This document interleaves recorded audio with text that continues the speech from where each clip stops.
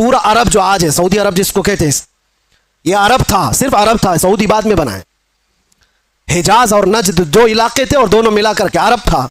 پھر یمن, پھر عراق, پھر ملک شام, اور پھر فلسطین, پھر مصر.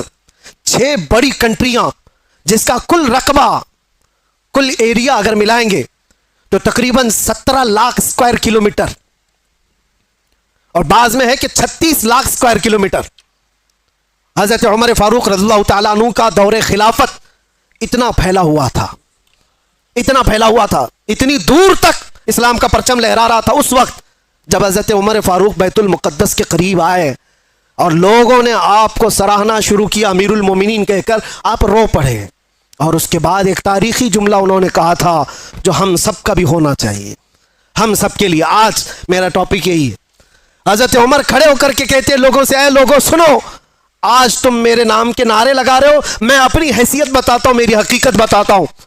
میرا نام عمر ہے, میرے باپ کا نام خطاب ہے, میں خطاب کا بیٹا عمر ہوں. بچپن میں مجھ سے 2 بکریاں نہیں سنبھالی جاتی تھی.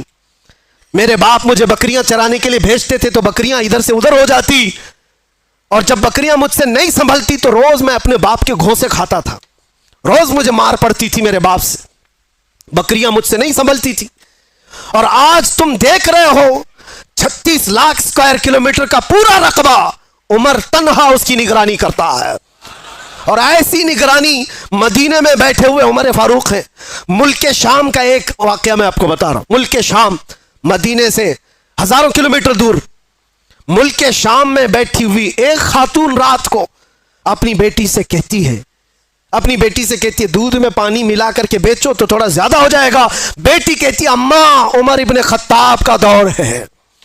کہاں ہے؟ مدینے میں بیٹھے ہوئے, اور لوگوں کے اندر عدل اور انصاف کرنے کی چاہ ہزاروں میل دور پر بھی ہے.